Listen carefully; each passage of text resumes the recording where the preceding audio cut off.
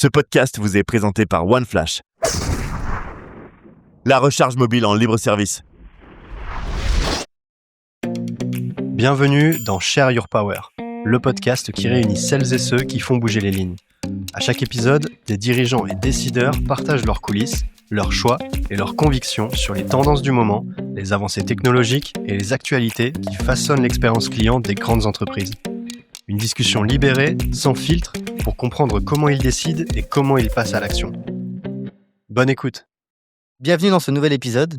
Aujourd'hui, on va parler de sujets qui nous concernent tous. On va parler de retail, de pouvoir d'achat, de transparence, de ce qui disparaît, de ce qui émerge. Mon invité du jour observe la grande distribution depuis plus de 30 ans. Il rend limpide des sujets complexes, sans jargon, avec pédagogie, humour et parfois une pointe de provocation. Il a ce talent rare de décrypter en une photo de rayon, en une étiquette de prix, ce que d'autres mettent des années entières à expliquer. Olivier Dauvert, merci d'être avec nous. Mais avec plaisir. Comment tu as envie de te présenter aujourd'hui aux auditeurs qui ne te connaissent pas encore ? Je suis journaliste. Journaliste déjà parce que je vois des choses et je les raconte. Alors avec plus ou moins d'analyse ou de provoque, comme tu l'as dit. Je suis donc journaliste, spécialisé commerce conso parce que mon domaine d'observation, c'est le commerce, c'est la conso. Alors soit dans ces dimensions marketing, technique ou même sociologique, parce que la conso, c'est de la socio. Donc journaliste spécialisé commerce conso, à la tête d'une petite maison d'édition, puisque je travaille avec 3 associés, on est 4, on est donc totalement indépendants, avec une vision d'entreprise un peu particulière, ils sont tous associés, c'est-à-dire je n'ai pas de salariés, je n'ai pas de subordonnés, je suis le chef d'absolument personne, chacun est co-chef d'un projet collectif. Et en parallèle de ça, puisque ça m'occupe pour parler à des gens dans le centre d'intérêt professionnel et le commerce et la conso, c'est blog, livres, études, réseau, fil LinkedIn, voilà. En parallèle, je suis Monsieur Conso du groupe RTL M6, avec 2 rendez-vous quotidiens, ce qui m'occupe pas mal. Tous les matins à 8h40 dans la matinale avec Thomas Soto, et de 10h à midi avec Julien Courbet sur RTL et sur M6. Et en co-animation aussi de 2 émissions de Prime, c'est-à-dire de 21h sur M6, un jeu qui s'appelle J'en connais un rayon, avec Julien Courbet, bien sûr, toujours, et une émission conso, décryptage, décodage qui s'appelle À quel prix, toujours avec Julien Courbet. Parce que l'air de rien, je suis dans une team et j'en suis heureux et fier. Vous n'avez pas le temps de vous ennuyer ? Du tout. Est-ce que du coup, maintenant, avec toute cette notoriété, on vous reconnaît dans les magasins quand vous arrivez ? Qu'est-ce qu'on vous dit ? Est-ce que les gens ont envie d'aller vers vous ? Est-ce qu'ils essaient de vous éviter ? C'est toujours un sujet qui est délicat à aborder soi-même parce que ça fait vite celui qui a pris le melon. Mais oui, bien sûr, dès qu'on est exposé, alors radio, on n'expose pas le physique, on expose une voix, mais malgré tout, c'est une exposition. Et télé, parce que je suis dans le groupe M6 et puis j'ai le droit d'aller sur d'autres antennes pour parler de conso et de commerce. Oui, évidemment, dès qu'on est exposé, on est reconnu. Après, on est reconnu de sa cible. Et moi, ma cible, en tous les cas, celle que j'ai le plus souvent face à moi ou derrière l'écran, c'est ceux qui regardent la télé le matin sur M6, puisque c'est tous les jours. Donc, évidemment, c'est pas des étudiants qui regardent la télé tous les matins sur M6. Mais je dis pas ça de manière désobligeante parce que j'adore mes téléspectatrices qui regardent à la maison en cuisinant, en faisant du repassage. Enfin, voilà, je simplifie un peu, mais on a comme public ceux qui regardent la télé le matin, principalement. Ok. Je me posais la question, quand tu arrives dans un magasin, en général, on sait que tu vas sûrement prendre une photo. C'est trop tard, de toute façon, on ne peut pas changer les rayons. Non. Est-ce qu'il y a des directeurs qui essayent de vous dire, bon, Olivier, c'est sympa, mais... Alors, évidemment, il y a le grand public qui me reconnaît un peu. Okay. Je veux dire, je peux passer dans la rue, je veux dire, on me saute pas dessus, on va pas s'emballer. Voilà, mais dans les magasins, c'est vrai qu'on est dans un contexte consommation. Ensuite, j'ai un style vestimentaire que j'assume et qui n'est pas uniquement pour la télé, c'est ma vie. Je suis même le dimanche, je mets des chemises à fleurs ou des vestes à fleurs. Enfin voilà, donc c'est pas un costume de scène, c'est un état d'être là-dessus. Donc je suis facilement reconnaissable à défaut d'être reconnu tout le temps, mais voilà. Et aussi par les cadres de magasins, parce que là, pour le coup, ça fait 35 ans que je m'intéresse à leur métier, et donc j'ai un peu de notoriété dans ce milieu-là, au même titre que des camarades de la presse, je veux dire, des gens qui sont dans le retail et qui ne lisent pas LSA ou qui me lisent pas, c'est presque une faute professionnelle. Oui, je suis déjà sympa, je cite confraternellement LSA. 2 fois même, du coup. Non, donc je dis pas qu'ils sont réjouis quand j'arrive, mais ils savent que de toute façon, il faut faire avec. Ok. Et je préfère presque ne pas être reconnu par les cadres et le directeur du magasin, parce que aller lui sortir une vacherie, même si elle est argumentée par une photo, alors qu'on a eu une relation au sens personnel avec un mec, c'est jamais facile. Donc, dans l'absolu, si je pouvais, j'adorerais visiter des magasins sans jamais être reconnu par le directeur. Est-ce que vous avez une anecdote un peu drôle qui vous fait encore sourire aujourd'hui? Oui, il y a, alors pour le coup, il y a je sais pas, je dirais une vingtaine d'années, ou peut-être 25 ans, au début des téléphones portables, des smartphones, ou peut-être même à la fin des appareils, les petits compacts numériques, je sais même plus. Je suis dans un Auchan dans le sud. Il est probablement autour de 20 heures parce qu'on s'approche de la fermeture. Je fais des photos volées, évidemment, puisque je me présente jamais. Je fais des photos du magasin et je me fais alpaguer par un mec de la Sécu. Voilà, puisqu'il y avait encore des gens qui regardaient les caméras dans une salle de sécurité dans les hyper et qui, du coup, voyaient un mec qui fait des photos. Voilà. Donc, je me fais alpaguer. Le mec est probablement un peu brut dans la façon de m'alpaguer. Moi, sans doute un peu con dans la manière de lui répondre. Ça monte dans les tours. Et donc, le mec insiste pour que je vide mon appareil. Donc, ça devait être effectivement un appareil numérique à ce moment-là, un petit appareil numérique, que je vide ma cartouche ou que je lui donne, je ne sais plus. Et donc, évidemment, je résistais parce que pas question, c'est mon butin, une photo, une belle photo, une coquille. Et puis, j'ai dû déranger le directeur marketing de l'époque d'Auchan qui s'appelle André Torgman. On était donc un soir vraiment relativement tard en tant que tel, au moins 20 heures. Je dis, André, il faut que tu appelles le chef de la Sécu parce que là, ça se passe mal. Il l'a fait avec grand plaisir et en me disant, j'étais tellement content de te sortir dans la merde alors que tu allais nous mettre dans la merde par tes photos. C'est-à-dire, voilà, donc il était content que ça me soit arrivé, mais évidemment qu'il était heureux que ça se finisse bien parce qu'il savait bien qu'il y avait pas, j'étais pas un concurrent, c'était pas malsain en tant que tel, même si ça peut piquer, mais voilà. Et donc, et il m'arrive de temps en temps encore de me faire alpaguer, mais honnêtement, voilà, ça n'a jamais pris les proportions que ça avait pris, il y a une vingtaine d'années, je dirais, peut-être 25. On vous suit beaucoup sur les réseaux. On a l'impression que vous faites 37 analyses par jour, toutes pertinentes. On vous voit dans des magasins de Perpignan, Saint-Étienne, Est-ce que je triche à l'étranger. C'est quoi la semaine d'Olivier Dauvert? Comment vous arrivez à vous organiser? Vous avez cité 150 émissions tout à l'heure. Comment vous faites? Je travaille déjà 7 jours sur 7. Et c'est pas une contrainte. En fait, je ne travaille pas, pour être honnête, parce que j'ai eu la chance, en montant ma boîte il y a maintenant 24 ans, en fait, j'ai monté ma boîte avec une idée qui m'anime, c'est je crée pas ma boîte, je crée mon job. Et pour avoir la chance de le périmétrer comme on veut, il faut que l'activité puisse être pérenne. Pour qu'elle soit pérenne, il faut qu'elle soit rentable. Donc, mon objectif n'est pas d'aller au-delà d'une rentabilité qui me permet de vivre bourgeoisement et décemment. Je veux dire, je revendique de ne pas être un smicard, mais ma boîte n'est pas un lieu d'accumulation patrimoniale.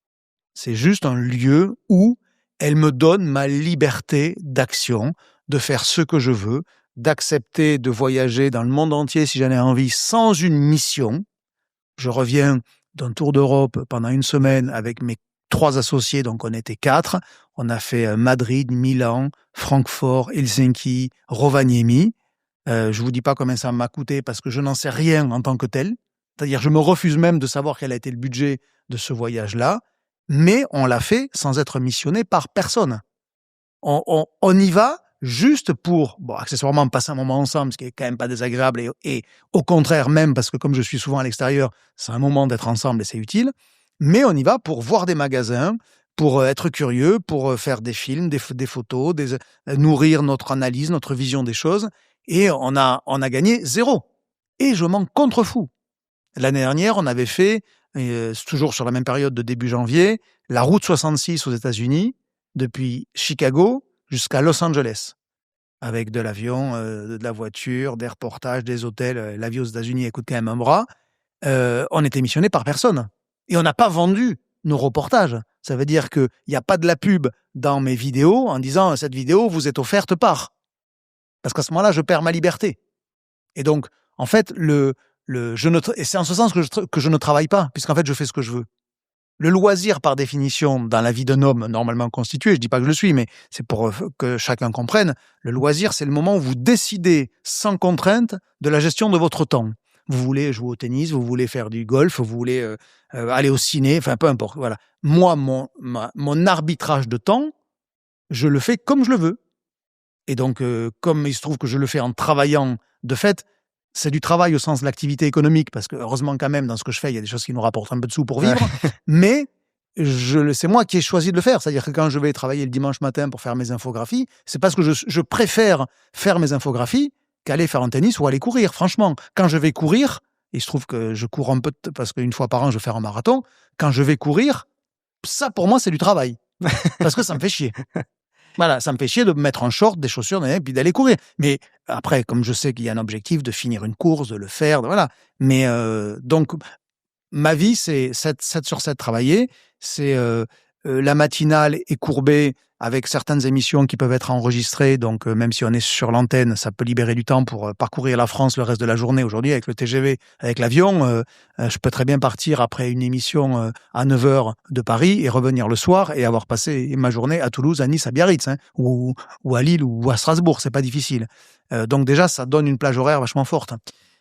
Je me pose la question, toi qui mets énormément d'intensité dans ton travail, comment tu arrives à avoir un équilibre sans rentrer dans l'intimité, mais Madame Dover, qu'est-ce qu'elle dit quand le dimanche tu pars pour analyser les rayons Qu'est-ce qui est important quand vous avez un monsieur ou une madame c'est que l'autre soit heureux. C'est ça qui compte. Super. Où est mon bonheur ?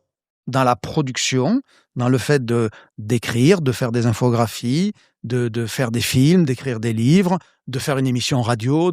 Où est le bonheur ? C'est juste ça le truc. Est-ce que la vie, c'est autre chose que être heureux de chaque instant que l'on vit ? Alors, à mes yeux, c'est le moteur principal. Mais je comprends que certains puissent voir comme un moteur l'accumulation. J'ai zéro problème. Je n'envie pas ceux qui ont 18 zéros sur leur 18 zéros. Je sais pas comment on fait une liaison, mais c'est pas facile. Mais oui, déjà, on va dire déjà 10, comme ça, ce sera plus simple. Je n'envie pas ceux qui ont 10 zéros sur leur compte en banque. Je leur souhaite juste d'être heureux. Si ça les rend heureux, c'est super. Moi, mon bonheur, il est dans le fait de faire un post et 90%, pour ne pas dire 100%, de ce qui est publié sous mon nom, que ça soit sur mon blog, sur mes réseaux, c'est de moi. C'est-à-dire que il y a personne qui écrit pour moi, que ça soit clair. J'avais justement une question par rapport à votre audience qui explose d'année en année. Aujourd'hui, vous avez quasiment un pouvoir d'influence de dingue pour les marques, pour les annonceurs. C'est pas une fin en soi. C'est une conséquence. C'est une conséquence du travail, de la qualité de ce que vous faites. Comment préserver cette indépendance là où on peut imaginer que des marques auraient envie de payer très cher C'est justement en étant libéré de toute la dimension économique et financière qu'impose la gestion d'une boîte. Et c'est aussi pour ça que, dans ma vision de l'entreprise, je ne veux pas me développer. On est 4. On fait pas loin d'1 million d'euros de chiffre d'affaires tous les ans. On vit très bien. Enfin, on vit très bien. Je ne voudrais pas parler pour mes associés, peut-être que. Mais en tous les cas, il se trouve que c'est moi le porteur initial de la boîte et que même si ils sont tous associés, je suis majoritaire. Je ne sais même plus combien j'ai, mais je veux dire, ils ne sont pas minoritaires avec 3 actions. Ouais, ils doivent avoir 10% chacun ou peut-être même plus. Enfin, je ne sais pas, peu importe. Je crois que c'est 13 d'ailleurs. C'est pour vous dire que le sujet, je m'en contrefous. L'entreprise est le moyen de ma liberté. Donc, en ce sens, et ils le savent, mes associés, jamais je n'accepterai de passer sous 51%. Même si je suis pas un chef, enfin j'espère ne pas être un chef tyrannique, parce que d'ailleurs je me vois pas moi comme le chef, mais bon, voilà. Mais le moment où je perdrai ma liberté sera une souffrance absolue. Donc je préfère être à 50,01 d'une petite boîte qui vaut rien, parce qu'accessoirement elle est très personnalisée, ma boîte, puisque je l'incarne et je le joue. Certains trouveront peut-être que je le surjoue, mais c'est pas grave. En tous les cas, je l'assume, ce côté-là. Mais je préfère avoir 50,01% d'une micro-entreprise que 49 d'Apple. C'est très con, mais c'est la vérité. Et vraiment, c'est un truc qui me nourrit depuis toujours.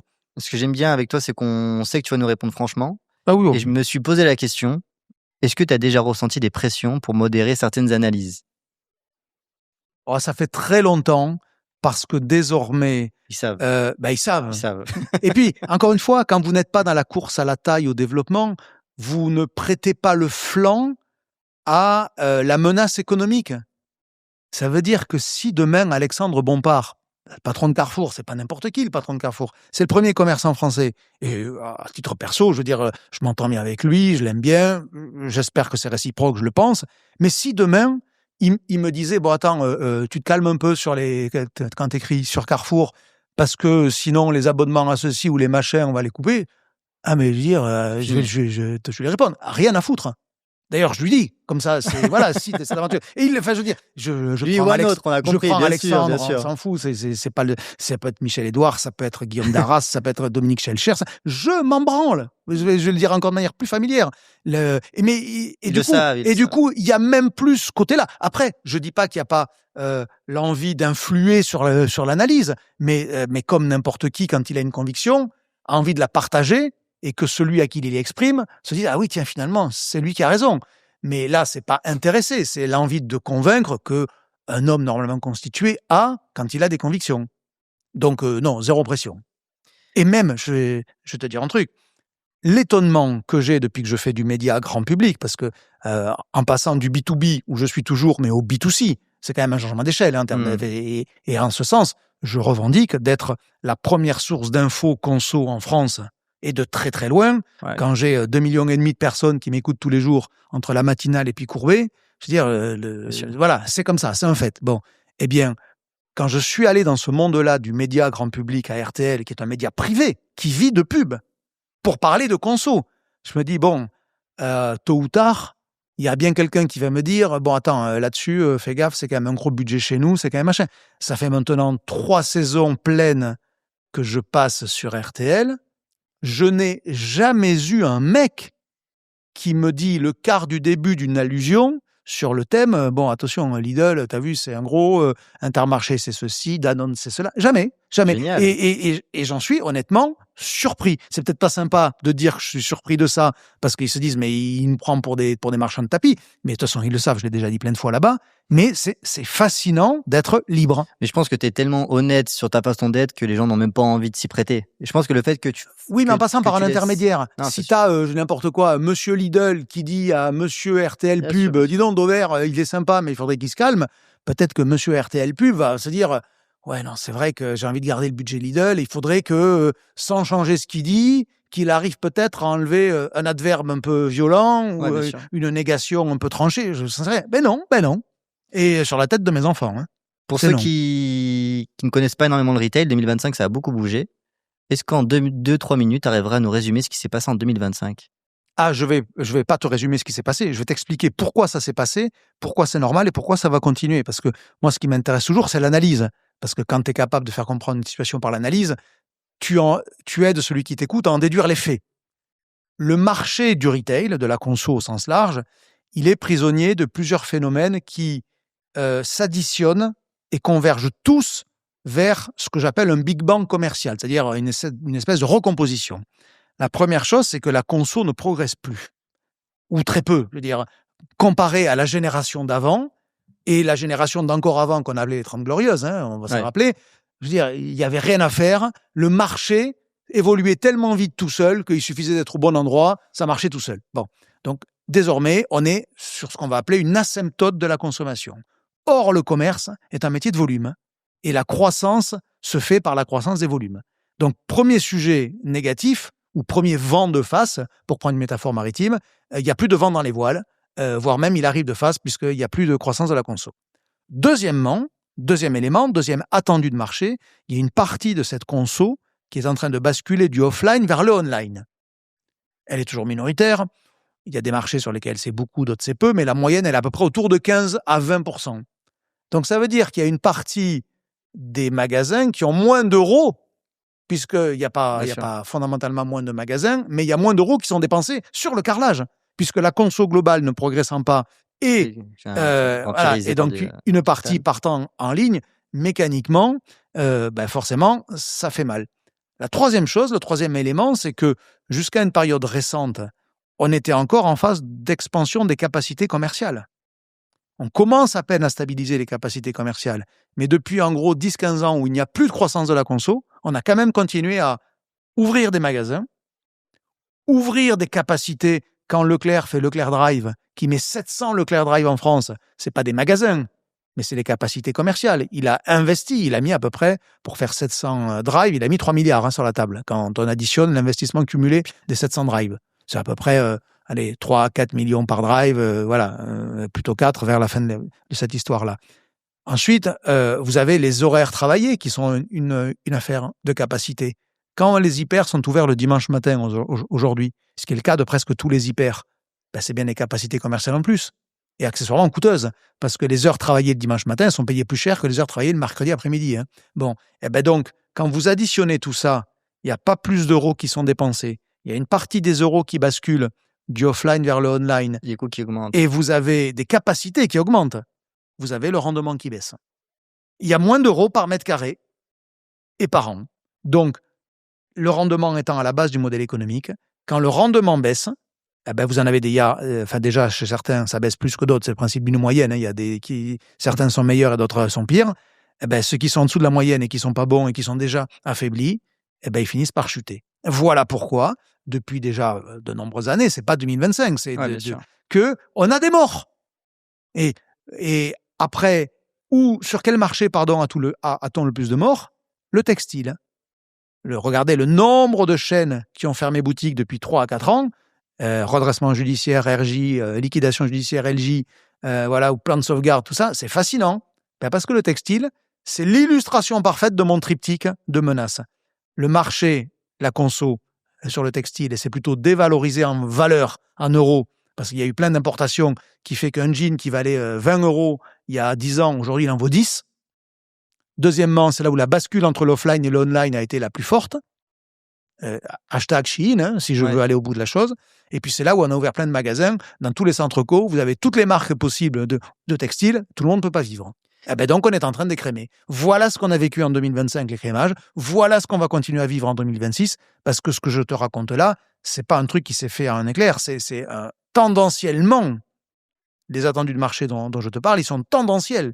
Donc ils ont déjà produit de l'effet il y a plein d'années et ils en produiront encore pendant quelques années. Et puis on aura, alors est-ce que ça va prendre encore 5 ans, 10 ans, j'en sais rien, un rééquilibrage. Ça veut dire qu'on aura atteint la purge. Et ceux qui resteront auront une place pour les 20, 30, 40, 50 dernières années, de la même manière qu'on avait connu un précédent Big Bang commercial dans les années 60, quand le petit commerce a été remplacé par ce qu'on appelait la grande distribution. Alors, les hyper-super pour l'alimentaire, ou les grandes surfaces spécialisées pour le bricolage, le sport, le textile, que sais-je encore. Tu as été un des premiers à annoncer la fin des prospectus. Alors, pour certains qui connaissent pas le retail, le prospectus, on pense que c'était réservé à nos grands-parents ou autres. Moi, je connaissais pas trop la puissance du prospectus. J'ai lu dans tes interviews que c'était quasiment 20% du trafic. En fait, c'est colossal. Quand il y avait une promotion sur le prospectus, ça amenait énormément de trafic. Un coût énorme aussi pour les hyper. J'avais vu quelque part entre 2, 3, 4, 5% du chiffre d'affaires. 2, c'est déjà beaucoup, mais dans tous les cas, c'est autant que le résultat.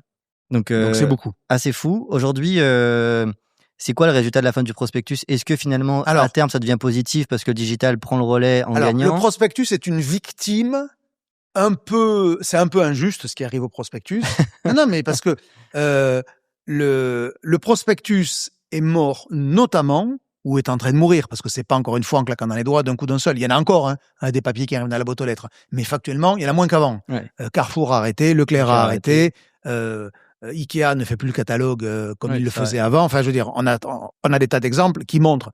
Et même, il y a un lobby qui tend à expliquer que non, si, les gars, il faut quand même vous rendre à l'évidence. Je dis pas que c'est bien, mais je constate que, de toute façon, c'est inéluctable. Parce que déjà, le papier, il avait comme défaut numéro 1, c'est qu'il incarnait le gaspillage. Même si c'est à tort, parce que la filière de recyclage du papier est très organisée et très bonne, voilà, il se trouve que, visuellement, quand vous rentrez chez vous, vous ouvrez votre boîte aux lettres, vous avez une épaisseur de 20 cm de prospectus, je caricature un peu, mais quand t'es parti 2 mois, admettons, c'est ça. Et là, l'image, c'est du gaspillage. Et donc, le prospectus a eu collé à lui, comme un sparadrap sur le capitaine Haddock, cette image de gaspillage.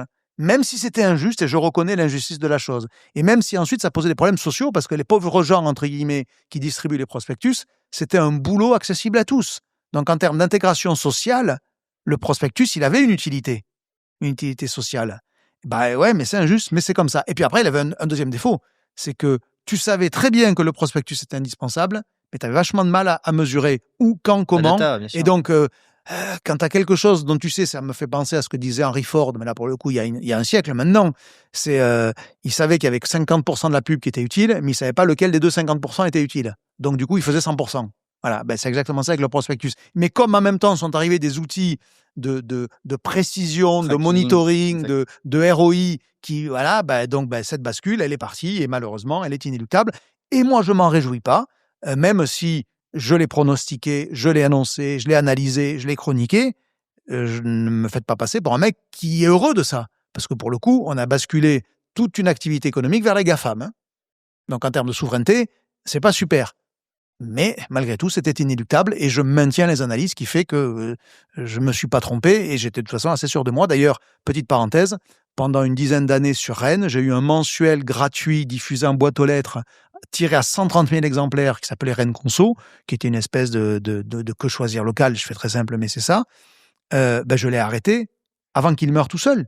Parce que de toute façon, les boîtes aux lettres, elles allaient se fermer. Vous aviez déjà un quart des habitants qui avaient mis stop pub sur la boîte aux lettres.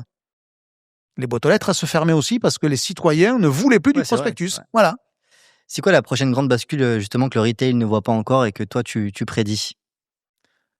Ah, alors je ne sais pas s'il ne le voit pas. C'est très immodeste de dire que moi, je verrai un truc que personne d'autre ne voit. Mais la bascule entre le produit et le service, elle est inéluctable dans une société où la consommation est mature, c'est-à-dire on a tout. Par contre, ce qu'on n'a pas, c'est que chaque seconde de notre vie soit la plus heureuse, la plus épanouissante, la plus riche en bonheur possible. Chacun le met où il veut, mais ça, c'est du service. C'est pas, moi, ça me rend heureux, il se trouve que c'est pas mon cas, mais de visiter une expo sur la peinture du XVIe siècle, j'ai envie d'y aller tout le temps dans l'absolu. Et donc, en fait, tous les services, tous les loisirs, toute la culture, tout ce qui ne fonctionne pas nécessairement sous le fait d'avoir, mais de vivre. Regardez le développement des concerts par rapport à la vente de disques. Aujourd'hui, il y a une bascule sur le marché de la musique entre la possession du disque et le fait de vivre le moment. On n'a jamais eu autant de festivals, de concerts. Il se trouve que je suis fan d'Indo. Indo vient d'exploser le record de spectateurs sur une tournée. Ils en sont à 1 200 000 tickets vendus pour voir Indo. Et comme il n'y a pas 1 200 000 Français qui y sont allés, il y a des couillons comme moi qui sont allés plein de fois. Alors peut-être que j'en fais trop, mais c'est pas grave. Et ça, c'est-à-dire que moi, je vais voir Indo et je vais le revoir la semaine d'après ailleurs. Mais je connais les chansons, c'est bon, je les ai eues. Mais non, mais j'ai envie de vivre. Tu t'es retrouvé sur scène d'Indo, j'ai vu? Oui, je me suis retrouvé sur scène. Comment Olivier Dauvert finit sur... Alors sur scène? D'abord, parce que je suis le groupe depuis longtemps, j'admets être fan, excessivement fan, au sens de l'excès, c'est-à-dire la démesure. Voilà, j'en suis à mon 170e concert. Je te crois pas. Ah, c'est la vérité, malheureusement, mais c'est pas grave. 170 concerts d'Indo? Oui, bien sûr. Hein. Oui, bien parce que j'aime ça. Donc, quand on aime, on recommence. Hein. Incroyable. Voilà, il y a des tas d'activités où, parce qu'on les a aimées, on recommence. Hein. Je te fais pas de dessin, mais elles sont faciles à identifier. Bon, moi, c'est Indochine et 170 fois dans la vie, finalement, c'est pas beaucoup à cette échelle-là. Bon, il se trouve que j'aime le groupe, je l'apprécie, et que par mes activités d'exposition, ils m'ont un peu calculé. Je parle très souvent d'Indochine sur les antennes d'RTL et d'M6. Voilà, et puis le hasard a fait qu'un jour, ils m'ont proposé d'être backstage pour voir ce que c'est, et qu'ils m'ont proposé ensuite de monter sur scène, et que de manière très égoïste, j'ai dit oui, parce que je maintiens encore une fois que ma seule richesse, c'est non pas ce que j'ai, mais ce que je vis, et monter sur scène, taper sur des gros tambours à côté de Nicolas Sirkis, ça vaut. Est-ce que ça vaut des milliers, des dizaines de milliers d'euros que j'aurais pu gagner au loto? Sans problème. Qu'est-ce que je m'en contrefous d'être plus riche à côté de monter sur scène avec Indo? Bon, on ne pourra pas faire venir Indo dans chaque Leclerc et hypermarché, mais en termes d'expérience et de service, du coup, tu penses à quoi? Qu'est-ce que tu conseilles aujourd'hui? Par exemple, je vais prendre le cas. Il y a une enseigne que j'adore parce que c'est une best practice et je suis pas le seul, c'est Decathlon.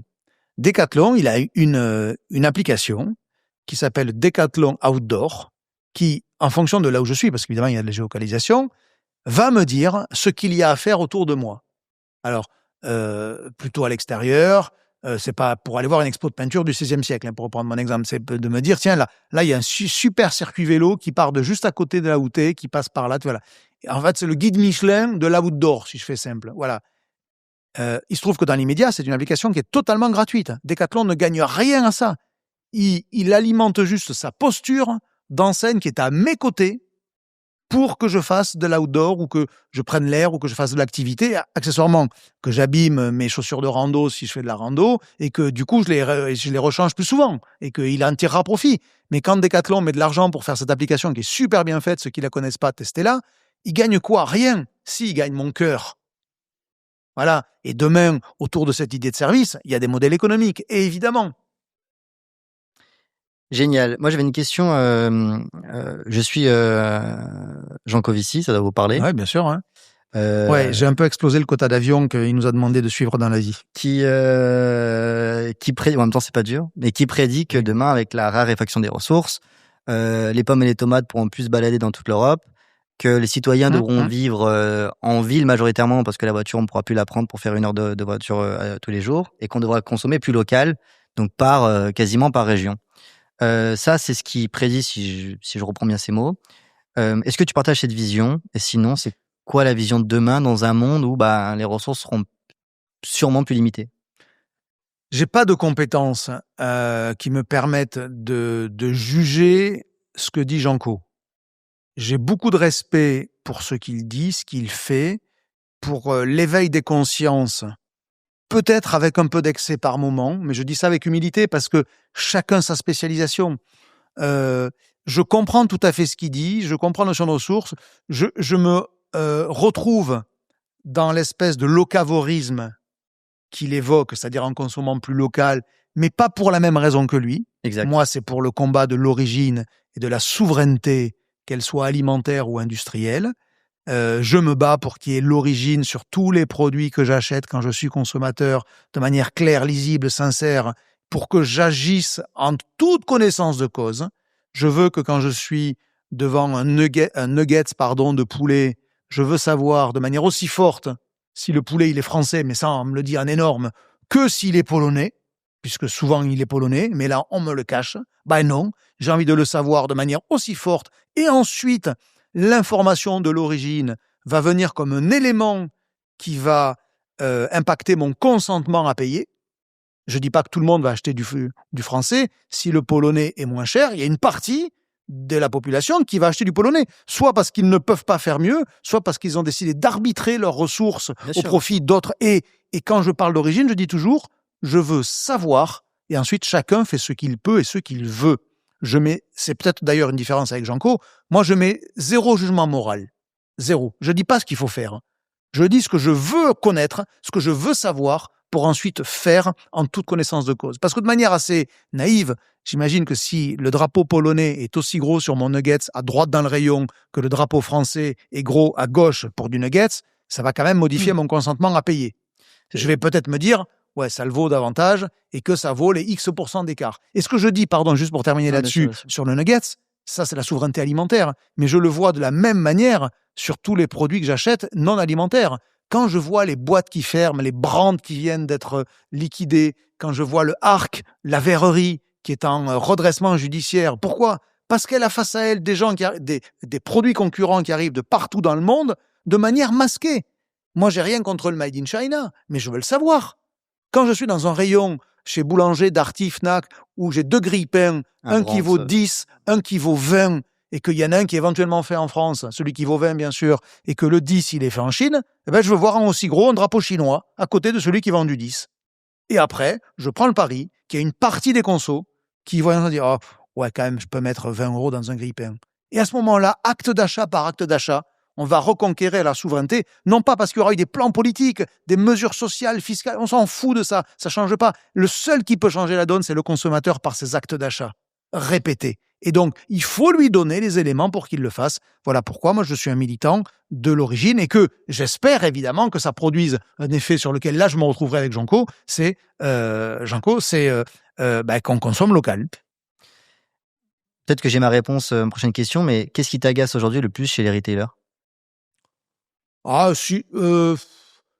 Peut-être l'asymétrie entre ce qu'ils disent et ce qu'ils font. Mais comme toutes les entreprises, ça veut dire...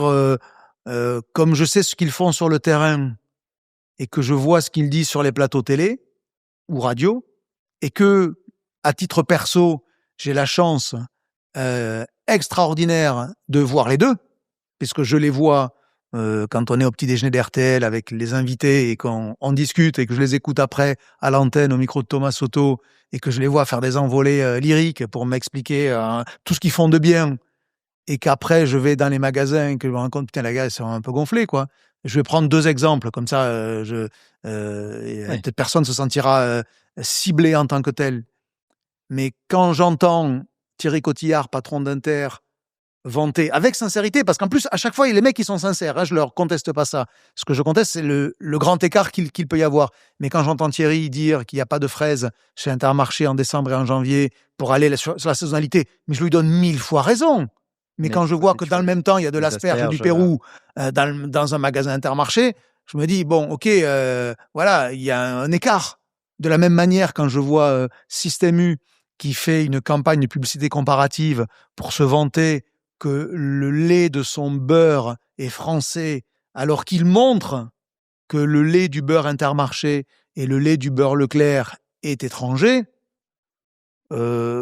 je me dis, tiens, est-ce que vous avez bien regardé que dans le panettone, ami de U, votre panettone à vous à marque U, le beurre là que vous avez mis, on met du beurre dans ces pâtisseries italiennes, il n'était pas français. Mais ça, vous me l'avez caché, c'était marqué en tout petit au cul du produit. Voilà le genre d'exemple d'asymétrie que je relève et qui m'agace parce qu'on est sur des sujets là d'origine.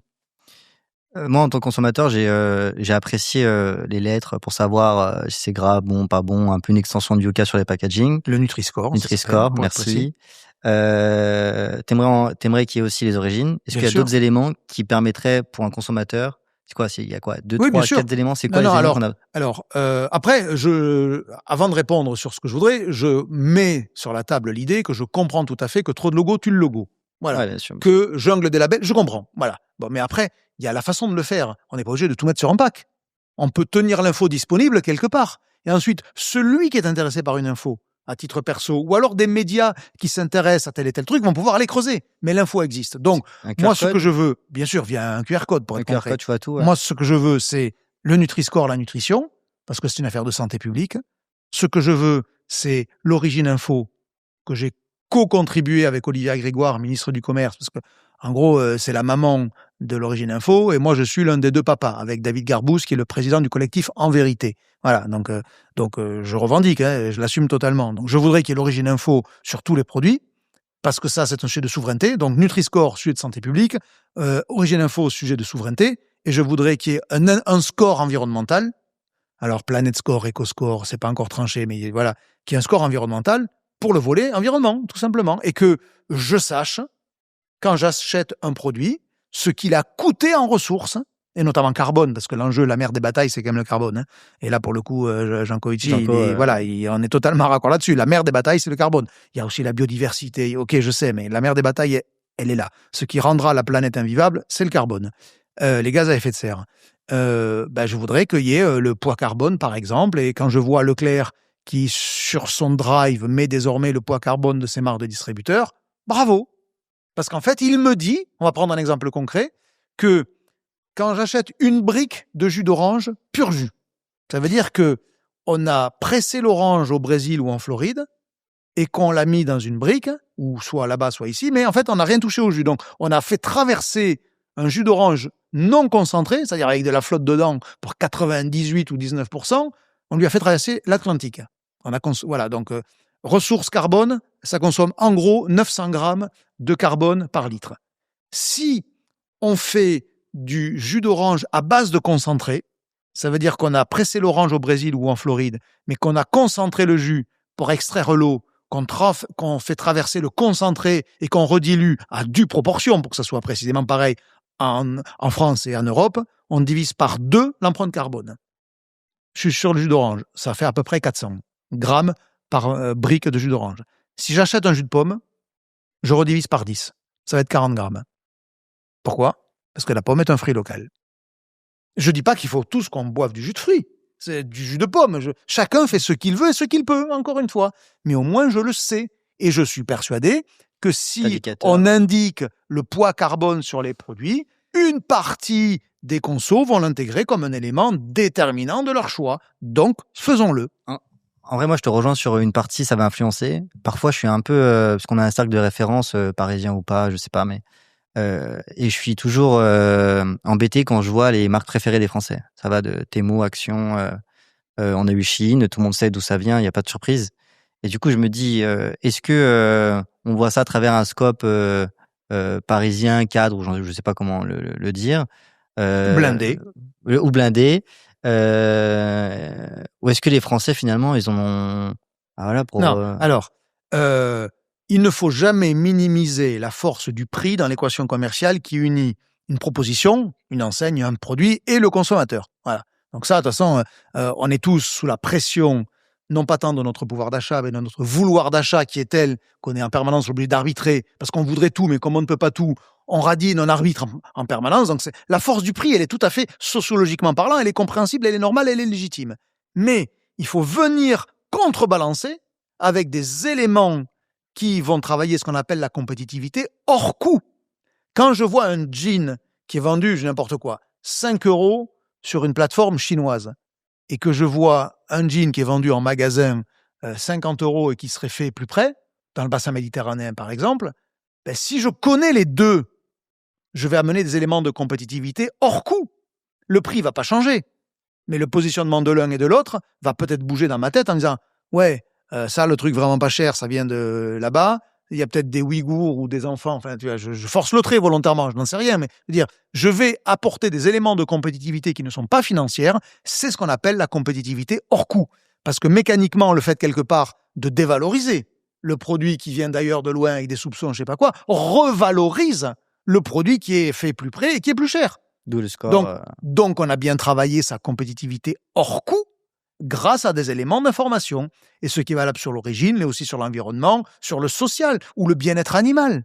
Voilà, mais oui, bien sûr, on a besoin de mettre beaucoup plus d'informations qu'aujourd'hui sur les produits. Mais quand je dis sur les produits, c'est pas sur le packaging s'il y a plus de place. C'est les tenir disponibles quelque part. Et vous aurez rapidement des gens comme moi ou d'autres, bien sûr, qui vont aller regarder dans le détail, qui sortiront des tableaux et des machins, qui deviendront des vecteurs d'amélioration parce que ça sera public. On a un exemple, le Nutri-Score a été factuellement démontré comme étant un moteur d'amélioration nutritionnelle des produits. Voilà, il n'y a pas un mec un peu ambitieux intellectuellement qui peut dire que ce que je raconte est faux. C'est vrai. Après, parfois, avec des trucs un peu... Quand je vois Chocapi qui a travaillé sa recette au millimètre en rajoutant de la fibre, en allant de ceci pour tomber en A, on se dit, bon, voilà, il joue un peu. Oui, mais il joue avec des règles qu'on a créées. Déjà, il y a un travail. Eh ben voilà. Donc, bravo Nestlé d'avoir re-recetté, au sens retravailler la recette, de son Chocapic. Bravo. Même si on peut trouver que c'est quand même un peu hypocrite. Et puis, du coup, on a resserré les règles du Nutri-Score pour la rendre un peu plus dure. Mais tant mieux, ça va forcer à s'améliorer et ça marche. Si Olivier Dauvert avait un magasin, il ressemblerait à quoi ? Il porterait toutes les enseignes pour être le plus large possible. Parce que pourquoi aujourd'hui, avec cette passion du commerce et de la conso qui m'anime, pourquoi je n'ai jamais franchi le pas ? Parce qu'on peut poser la question différemment. Parce que je perdrais ma capacité à voir tout partout. Je serais sans doute un expert de mon enseigne ou de mon magasin. Mon prédécesseur à la tête de la revue Linéaire, qui est là où j'ai démarré ma vie, c'est aujourd'hui un grand patron de la distrib. Voilà. Qui s'appelle ? Hervé Flambard. Il a été patron de Carrefour Market, une BU à 15 milliards d'euros. Aujourd'hui, il est patron de Coop Atlantique, qui est le plus gros franchisé de U, à peu près un peu plus d'1 milliard d'euros de chiffre. Donc, je veux dire, le mec, d'ailleurs, quand je dis le mec, c'est mon père spirituel. Je l'assume, c'est mon père spirituel, et avec une admiration sans borne. Je veux dire, il est parti de Linéaire, il avait le même niveau d'expertise que moi sur le commerce et la même passion. Il a choisi de le faire. Moi, j'ai choisi de l'observer. Parce que, non pas que ça me faisait peur ou quoi que ce soit, mais mon ami Hervé, voilà, pour qu'on parle de lui, il est devenu expert de là où il est. Moi, je veux passer ma vie à voir des magasins là, des magasins de sport, de bricolage, d'autres enseignes alimentaires. Voilà, je veux pas resserrer mon scope. Mais total respect. Donc, c'est pour ça que si j'en avais vraiment un magasin, d'abord, il serait bien tenu, il serait propre. Il y aurait le moins de rupture possible, voilà. Il y aurait les petites attentions qui font que le mec se dit « Putain, j'ai bien fait de venir ici plutôt qu'ailleurs ». Voilà, c'est ce que j'appelle le penser client. Parce que il se trouve que quand je suis moi-même, parce que je bosse de temps en temps dans des enseignes, enfin dans des magasins, j'adore ça. Quand j'ai eu des occasions d'être en relation avec les clients, c'est un bonheur sans nom que d'arriver à décrocher un sourire chez celui qui vous fait vivre. C'est ça le penser client, c'est que de savoir, de se rappeler qui vous fait vivre. c'est le mec qui passe en caisse ou qui est passé au drive. Moi, je rappelle que la première fois que j'ai travaillé en drive, c'était le Leclerc de Landerneau, Olivier Bordet, qui était l'adhérent à ce moment-là, que j'avais sollicité en lui disant « Je voudrais comprendre ce métier-là, je comprends pas ». C'était en 80, je sais pas combien, non pas 80, en 2008 ou 2009. Voilà, puisque le premier Leclerc Drive, c'était 2007. Donc, on était vraiment il y a très longtemps maintenant. Et j'ai passé une journée à faire de la préparation en drive, comprendre comment ça marche, mettre dans les coffres des voitures.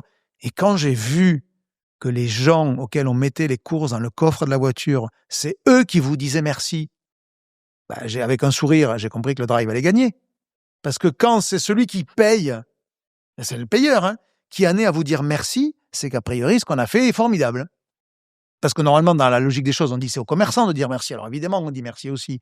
Mais quand c'est le client qui vous dit merci et dont on voit par l'expression, par le non-verbal qu'il est vraiment heureux, vous dites là, voilà, on a gagné.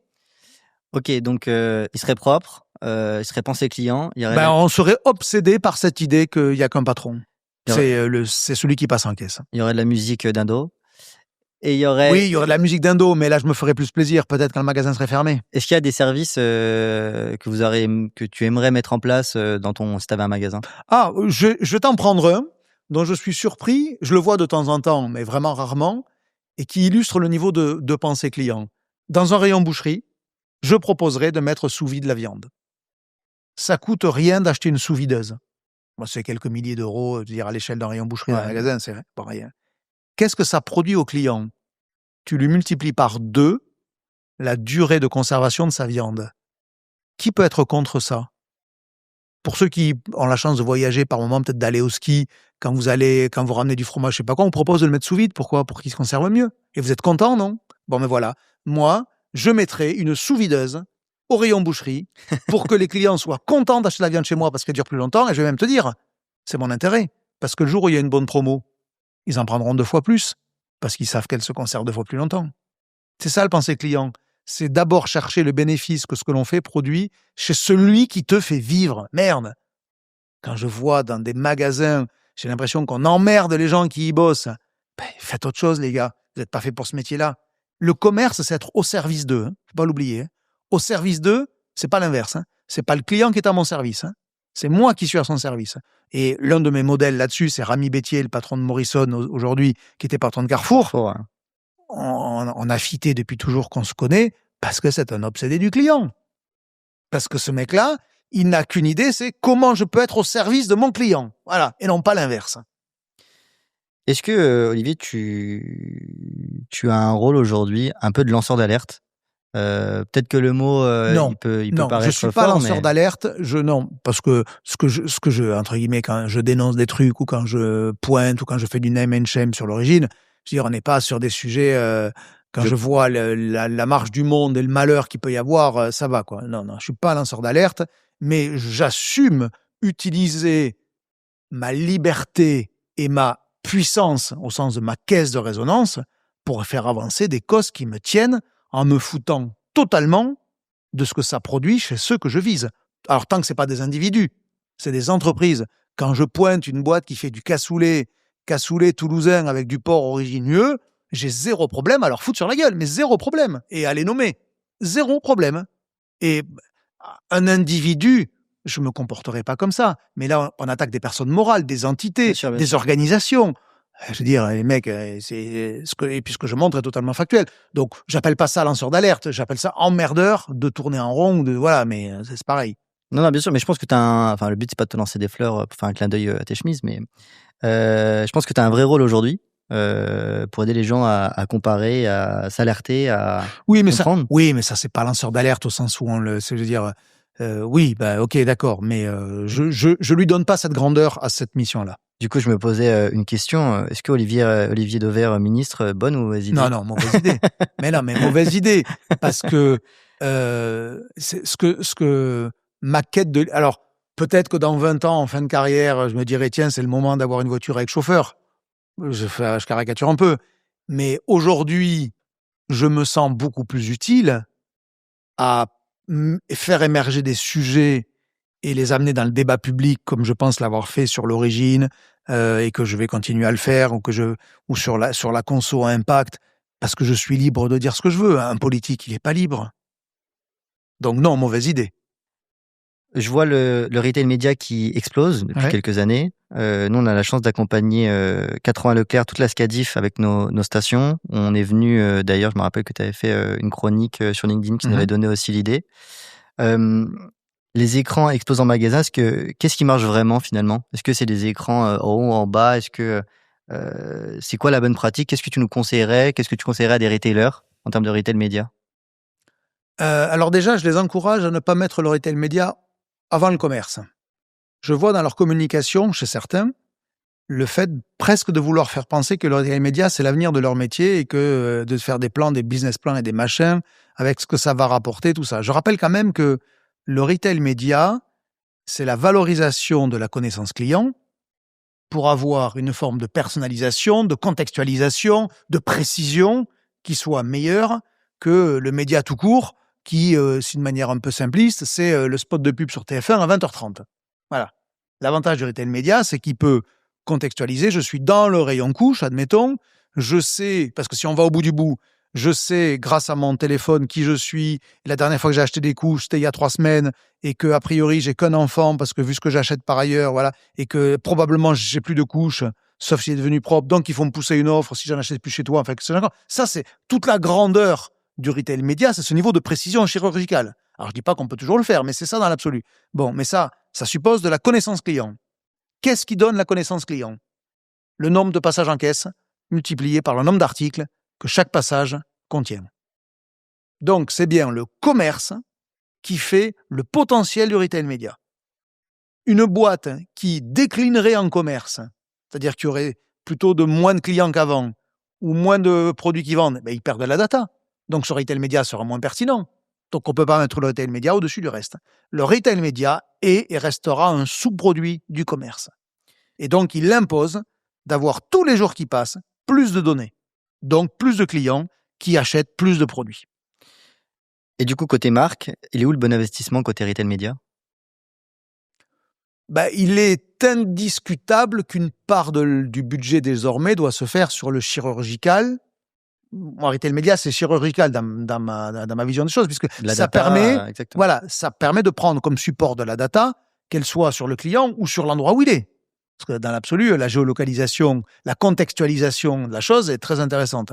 Donc, c'est impossible aujourd'hui de vivre sans retail média pour une marque. Mais je vais dire l'inverse. C'est impossible de vivre aussi sans du mass média. Pour arroser, pour créer de la présence à l'esprit global, pour créer une espèce de bruit autour. Cette marque existe toujours. Cette marque, elle a ses valeurs. Parce que le retail média, il permet pas de nourrir en termes d'attributs d'image une marque. Il faut pas rêver. Non, bien sûr. Voilà. Il fait, tiens, dis donc, t'as plus de couches et t'as 20% sur la Pampers. Voilà. OK. Ça, c'est très efficace. Mais par contre, pour faire rêver sur la couche Pampers, encore, je sais même pas sûr si c'est le bon produit pour rêver, mais peu importe. Il faut quand même un peu de médias un peu plus classiques, qui crée la trace dans l'esprit. C'est TF1 à 20h30 qui crée la trace dans l'esprit, il faut pas rêver, ou l'affichage sur le bord de la route, ou voilà. C'est pas le coupon ou l'écran que j'aurais en magasin, regardé d'un œil avec le gamin qui braille dans le chariot. Nos stations Noël sont positionnées quasiment à chaque entrée de magasin. Tu connais Lucas chez nous qui s'occupe du marketing. Qu'est-ce que tu conseillerais en termes d'argumentaire pour vendre ça à des enseignes? Que c'est une façon de penser à ses clients, à la condition que ce qu'on lui offre corresponde à un besoin. C'est sur quoi je ne suis pas nécessairement le plus qualifié, là c'est vous. Mais dès lors que ce qu'on propose a un intérêt, l'argument de vente devient je pense à toi en fait. Je te propose un truc dont tu as besoin. Et après, si c'est en plus gratuit éventuellement parce que c'est un service, je te propose un service gratuit dont tu as besoin. Pourquoi tu me dirais non? Je te propose un service gratuit dont tu as besoin. Ouais, c'est pas con. Donc, c'est ça l'argument. C'est vous offrez. Je vais faire un petit parallèle.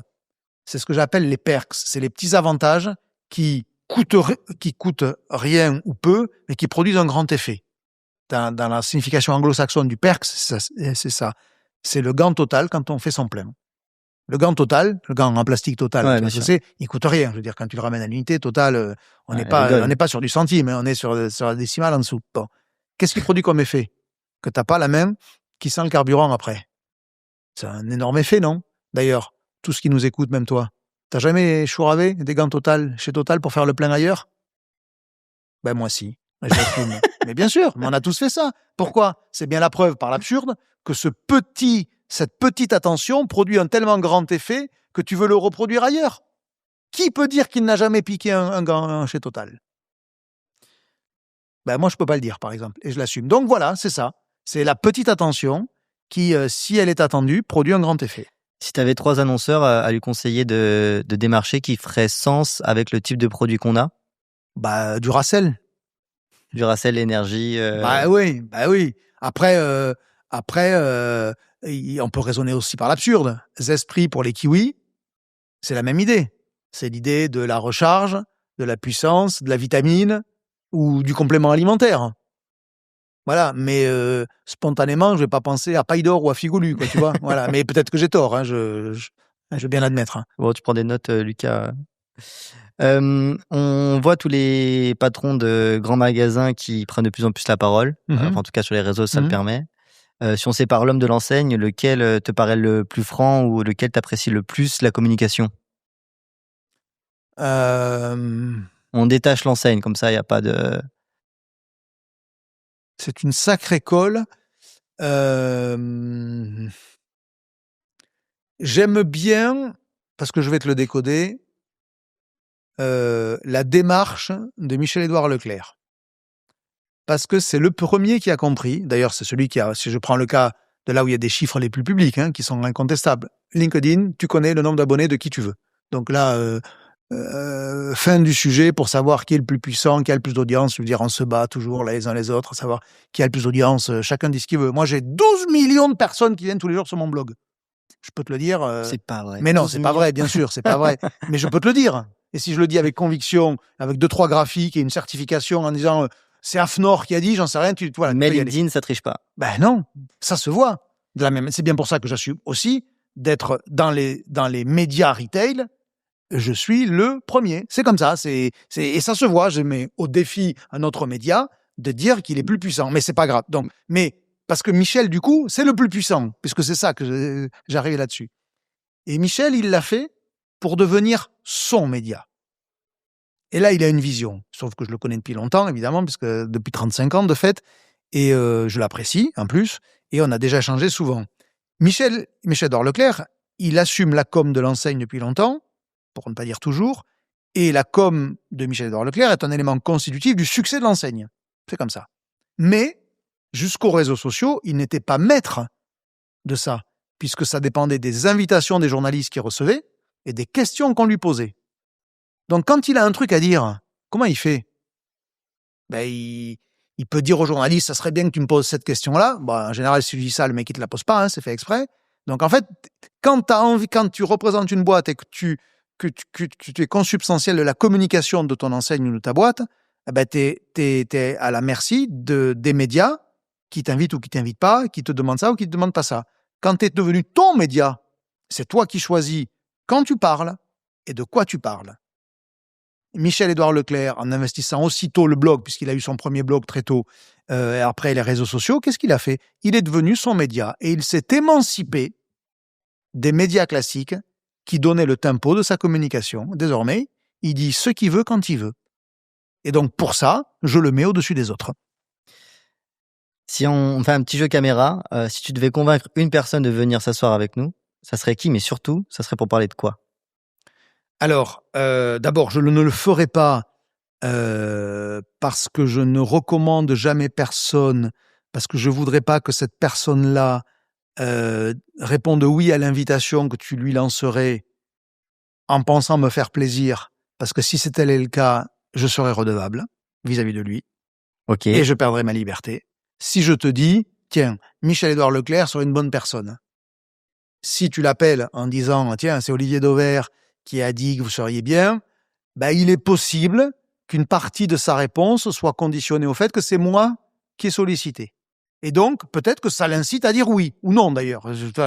Mais si jamais, dans sa tête, il a dit oui pour moi, je lui suis redevable. Et comment demain, je vais, entre guillemets, le tacler sur un sujet Leclerc si je considère que ça le mérite. Je vais perdre ma liberté. Donc, si j'avais quelqu'un à inviter en plus, d'abord, ça serait pas un mec vivant, ça serait un mec mort. C'est Boucicaut, parce que c'est le père de tous les commerçants. 1852, le bon marché. Parce qu'en plus, très sincèrement, je rêverais d'avoir une conversation avec Boucicaut pour qu'il me raconte comment il a posé les fondements de ce qu'on va appeler le grand commerce, qui sont toujours à l'œuvre, la rotation rapide du stock, la grande taille qui permet de mutualiser dans un même endroit plein de produits différents pour que l'attractivité de l'ensemble soit supérieure à la somme de l'attractivité des parties, comment il a compris qu'il fallait vendre moins cher pour vendre plus, et qu'au final, l'élasticité au prix produisait du résultat financier comparé au fait de vendre très cher mais peu de produits, parce que voilà. Et donc, j'espère que dans l'au-delà, s'il y en a un, il m'accordera une audience. Mais tu vois, je suis très égoïste, je vais lui demander moi audience, et plutôt que de te le laisser faire. Hein. C'est très clair. Est-ce qu'il y a des questions, une question que tu as envie qu'on te pose et qu'on te pose jamais? Non. Non, on me demande où je m'habille régulièrement, parce que c'est une réponse que j'aime partager, mais pour le coup, comme on me la demande régulièrement, c'est pas une question qui me frustre, puisque je la reçois de temps en temps. J'ai 3 dernières Donc questions. tu t'en fous de la réponse alors du coup. Non, mais C'est 39 rue de Turenne. C'est 39 rue de Turenne, à Paris, ça s'appelle Xos. Et je le dis parce que là aussi, fidèle à ma vision, je paye tout ce que je mets.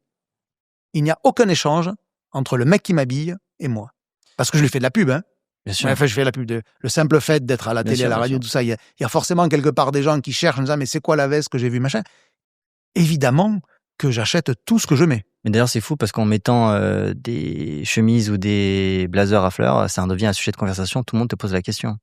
Ça vient d'où d'ailleurs cette passion? Du coup, je le fais aussi, genre dans le Non, jeu. ça vient avec la volonté dans le temps lent et long qui s'appelle l'expérience et l'assurance. Tu t'habilles pas comme je m'habille quand tu as 20 ans, quand t'es pas sûr de toi. Donc en fait, c'est un long chemin. Mais l'envie de pas être dans un moule, elle est au fond de moi. Je veux dire, je vais pas faire semblant. Ouais, bien sûr que Ça se j'aime sent. la distinction. Voire par moments, ça tourne à la provocation, qui est une façon d'exister. Voilà. Et je tire ça de mes études où je suis arrivé, je sais pas si je dis heureusement ou malheureusement, avec un peu d'avance, parce qu'en l'occurrence, j'avais de l'avance quand je suis arrivé dans mon école d'ingé, où quand tu arrives à 16 ans dans une grande école où les plus vieux en 5e année ont au minimum 5 ans de plus que toi, voire plus, ils ont redoublé, pour exister, tu as besoin de te foutre un coup de pied au cul toi-même. Hein. Voilà, ça, sinon tu es écrasé. Et donc, en fait, je pense, je suis pas sur un divan de psy, là, mais j'ai quand même réfléchi beaucoup à ça depuis longtemps. Je pense que cette quête de la distinction ou de l'existence, il prend sa source dans le fait que je suis pris de croire, encore une fois, hein, quand tu arrives à 16 ans dans une école d'ingé, c'est dur. Hein. C'est physiquement dur. D'abord parce que tu es physiquement différent des autres. Voilà. Donc, du coup, je pense que ça vient de là. Et donc, sauf que tu mets pas une veste à fleurs pour exister. Voilà. Bien sûr. Mais petit à petit, alors, j'ai commencé par écrire et m'occuper de journaux parce que c'est une façon d'exister, voilà, d'être rédacteur en chef de magazine professionnel. Après, je me suis amusé sur les ceintures. Après, je me suis amusé sur les pantalons. Et puis, avec le temps, je me suis amusé à tout mélanger, à faire des trucs plus violents, à mettre veste, chemise ensemble. Enfin, je veux dire. Mais ça, tu peux le faire que quand tu l'assumes. Parce que si tu es un clown, ça marche pas. Alors peut-être que certains trouvent que je suis un clown, hein. Ça ne me dérange pas. Mais donc ça arrive avec l'assurance, quand tu sais que de toute façon, ils peuvent penser ce qu'ils veulent, les mecs. Hein. Rien à foutre. Hein. Ça me fait penser, nous, quand on a fait le rebranding de la marque, on avait le choix entre 4 typologies. On avait du noir, du bleu. Et le jaune et le rose, c'était le truc qu'on aimait le moins initialement. Et en fait, on s'est rendu compte que c'était ce qui marquait le plus et alors, qui se démarquait. Grosse différence. Attends. Est-ce que tu peux me dire? Non, attends. Grosse différence. Parce que là, tu es en train de me dire que tu as calculé un impact. Et c'est-à-dire, vous l'avez fait pour vous démarquer. Ah, je peux finir? Vas-y, je t'en prie, pardon. En gros, non, pas tout de suite. En gros, donc on avait ces 4-là et on n'avait pas à se positionner, donc on montrait ça à nos proches.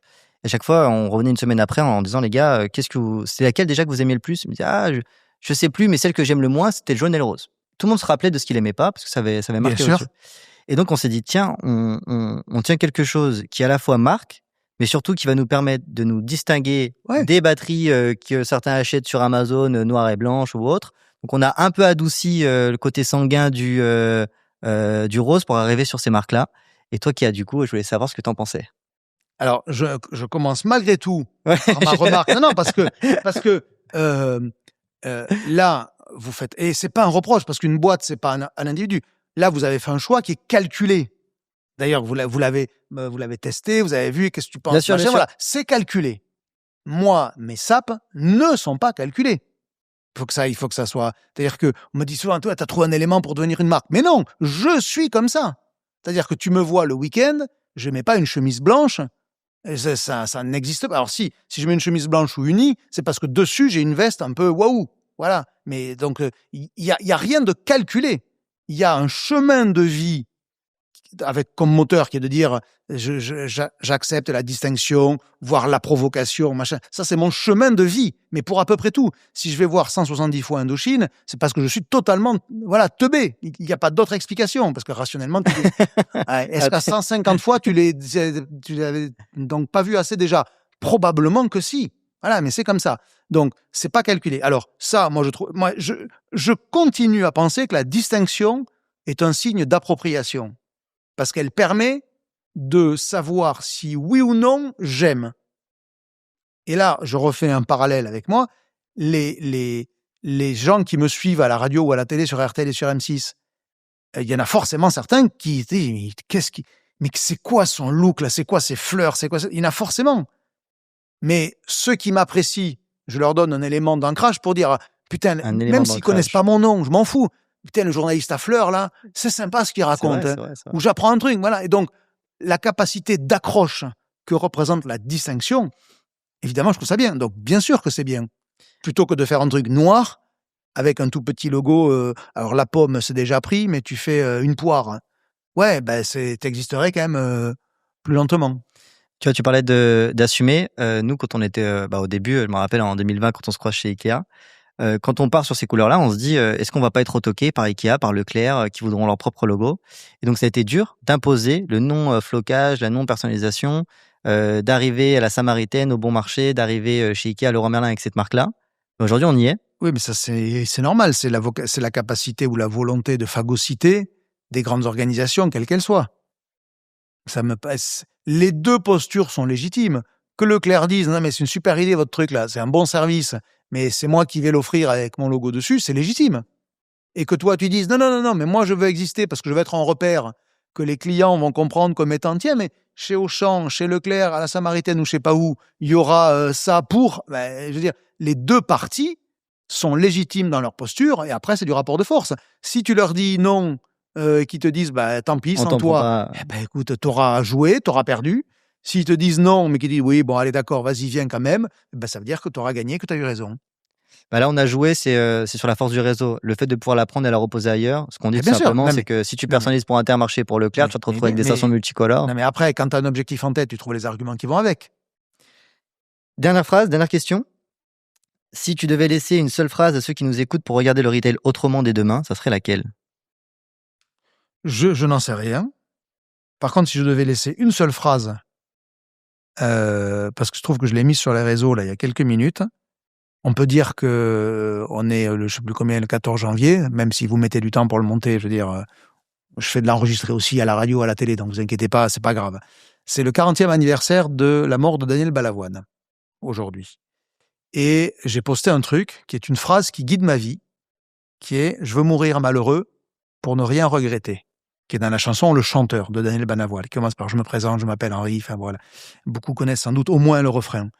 Et en fait, c'est la phrase que j'aimerais dont j'aimerais que les gens se souviennent en pensant à moi, parce que c'est ma vision de la vie. Je m'en fous d'être riche au sens heureux, voilà, par la possession. Je veux juste donc mourir malheureux, ça veut dire sans rien, ou juste jusqu'au dernier jour assez, pour ne rien regretter, parce que tout ce que j'ai vécu avant est tellement formidable qu'au moment du dernier soupir, ce qui comptera, c'est pas le nombre d'euros, c'est ce que tu as vécu.